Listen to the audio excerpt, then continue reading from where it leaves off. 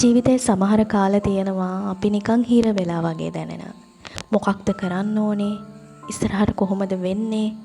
මේ කිසි දෙයක් හිතා ගන්න බැරුව එක තැන හිර වෙලා මං තනි වෙලා වගේ දැනෙන හැඟීම් අපිට දැනෙන්න පුළුවන්. වෙලාව ගත වෙනවා. පැය ගණන්, දවස් ගණන් ගෙවෙනවා. ඒත් ඔයා මම එකම තැනක කිසිම දෙයක් කරගන්න බැරුව ඔහේ බලාගත්තුවත බලාගෙන අඳුරු කාමරයකට වෙලා ඔහේ ඉන්නවා. ඇත්තටම මේ වගේ දේවල් මිනිස්සුන්ගේ ජීවිතවලට වෙනවා. ඉස්සරහට මොකද්ද කරන්න කියලා හිතා ගන්න බැරි තැන් එනවා. සමහර විට අපි ආදරය කරපු මිනිස්සු අපිට ආදරය කරලා නැහැ. අපි අපිව නැති කරගෙන මේ මිනිස්සුන්ට ආදරය කරලා.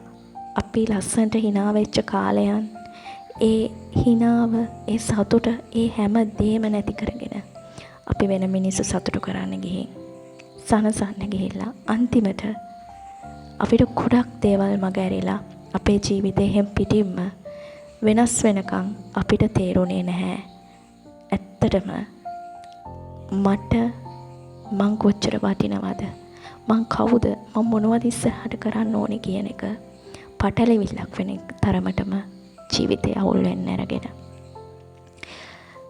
ඒ වෙලාවට මේ හැමදේම දාලා යන්න හිතුණත් ඒක කරන්න එපා. ඒක වැරදි. ඇයි අපි අනිත් මිනිස්සු අපිට රිද්දුවා කියලා අපි ජීවිතේ අවුල් කරගන්නේ? අපිට අපි එක්ක කතා කරන්න පුළුවන්නේ. තමන්ට තමන් එක්ක. තමන්ට යාළුවෙක් කියන්න කෙනෙක් නැත්නම් ඇයි තමන්ට තමන් එක්ක කතා කරන්න පුළුවන්? මේ ලෝකේ හොඳම යාළුවා තමන්ට තමන්.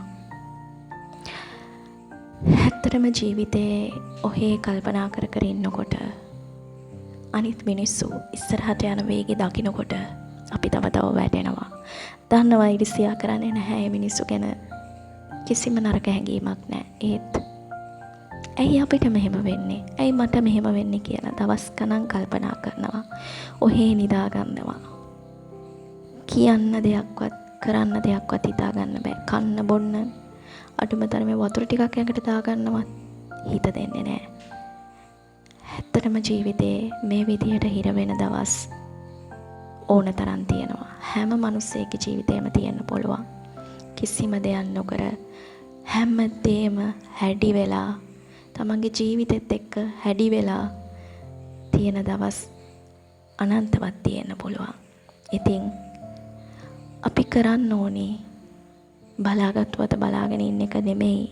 මේ විදිහට කාලේ නාස්ති කරන එක නෙවෙයි. තමන් ඉස්සරහට ගේන්න පුළුවන් මොන වගේ දෙයක්ද කරන්න ඕනි කියන එක ගැන පොඩ්ඩක් හිතන එක. මෙහෙම අනන්තවත් දවස් මට තිබුණා. මට තියෙනවා. මොකද අපි ගනුදෙනු කරන්නේ මිනිස්සුත් එක්ක, මිනිස්සු එක්ක එක විදිහයි. මේ වගේ අඳුරු කාමරවල හැංගිලා ඉඳලා මගේ ජීවිතේ මම මොනතරම් වේදනාව විඳින්නේ නැද්ද? මම හිතුවා පොඩ්ඩක් ආලෝකයට ඇවිල්ලා බලන්න. හිරු එළියට මගේ හිත, මගේ මනස, මගේ ශරීරය ස්පර්ශ කරන්න ඉඩ දෙන්න. මට හිතුණා ඒක කරලා බලන්න. මන් දන්නේ නැහැ සාර්ථක වෙයිද කියන්න. නමුත් මම ඒක උත්සාහ කරලා බැලුවා. ඇත්තටම උදේම නැගිටින්න බැරි වුණත් ඒක පුරුදු වෙන්න අමාරු වුණා. මම දවසින් දවස හෙමින් නැගිටින්න පුරුදු වුණා. හිර එළියට මාව ස්පර්ශ කරන්න ඉඩ දුන්නා. උදෑසන ආදරයෙන් පිළිගන්න උත්සාහ කරා. තව දුරටත් කුලි වෙලා කම්මැලිකමට නිදාගෙන ඉන්නවට වඩා උදේ නැගිටලා හිරු එළිය, ඒ ලස්සන දවස, ඒ ලස්සන පරිසරය, ඒ ගහකොළ, ඒ හුස්ම ලබා ගනිමින් මං ඇත්තටම සතුටින් දවස පටන් ගන්න උත්සාහ කළා. ඒ වැඩේ සාර්ථක වෙන්න ගත්තා. සොබාදහමට, ගහට කොළට ආදරය කරන්න පටන් ගත්තා. මටම කියලා ලස්සන මල්ගස්, මල් වවන්න පටන් ගත්තා. තව දුරටත් අඳුරු වෙලා තිබ්බ ඒ කාමරේට හිරු එළියේ ආලෝකය වැටෙන්න මං ඉඩ සැලැස්සුවා. හෙමින් මගේ ජීවිතය ආලෝකමත් වෙන්න පටන් ගත්තා. තව දුරටත් අපිරිසිදුව ජීවත් වෙන්නේ නැහැ. ඔහේ ඕනෑවට එපාවට ජීවත් වෙන්නේ නැහැ කියන එක මම හිතට ගත්තා. මං වෙනුවෙන් දේවල් කරන්න පටන් ගත්තා. රසම රස තේ එකක් හදාගෙන උණු උණුවෙන් බිව්වා. ඒ වගේම මං වෙනුවෙන් කෑම හදන්න පටන් ගත්තා. ඒ කෑම රසට හදන්න පටන් ගත්තා. අපිලිවල දේ වෙලා තිබුණු දේවල් පිළිවෙල කරන්න පටන් ගත්තා. මේ හැම දෙම එකපාරින් සිද්ධ වෙච්ච දේවල් නෙමෙයි. හරි හිමින් ස්ටෙප් බයි ස්ටෙප් මගේ ජීවිතයේ සිදු වෙච්ච දේවල්. මොකද මනුස්සයෙක් වැටුණාම ඒ මනුස්සයට එකපාර නැගිටින්න අමාරුයි. පියවරෙන් පියවර අපි උත්සාහ කරන්න ඕනේ. දේවල් තිබුණටත් වඩා හොඳින් ඉතාමත් පිළිවෙලට යථා තත්වයට ගන්න මං උත්සාහ කරා. තව දුරටත් මං මගේ අතීතයට වෛර කරමින් හිටියේ නැහැ. මම මේ ගොඩනගාගෙන යන හෙට දවස මේ මොහොත සතුටින් ජීවත් වෙන්න මං උත්සාහ කරා. මගේ ආදරේ මම බෙදන්න පටන් ගත්තා. හැබැයි මිනිසුන් වගේ මිනිසුන් වැසින් ඉන්න නොමිනිසුන්ට නෙමෙයි. ගස් කොළවලට, සත්තුන්ට, මේ පරිසරයට, මේ සබහාදමත් එක්ක මම ආදරෙන් ජීවත් වෙන්න පටන් ගත්තා. මම මටම ආදරය කරන්න පටන් ගත්තා.